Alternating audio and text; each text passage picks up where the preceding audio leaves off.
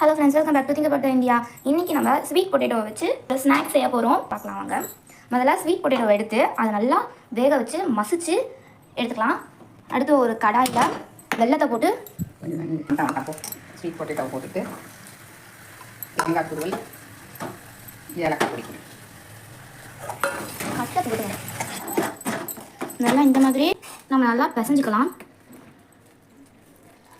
இது கொழுக்கட்டைக்கு மாவு பிசைஞ்சாச்சு.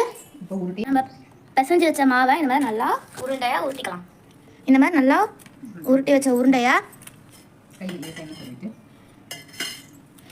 இதை ஃபோன் பண்ணுற மாதிரி வச்சுக்கோங்க. கொழுக்கட்டைக்கு முடிக்கணும். ஒன்றுனா ஸ்டவ் பண்ணி மூடிக்கணும். இது கொழுக்கட்டை மாதிரி க்ளோஸ் பண்ணிக்கணும். மாவு உருட்டி கொழுக்கட்டையை ஆக்கி இட்லி சட்டியில் வச்சு அவிச்சு கொழுக்கட்டை வந்து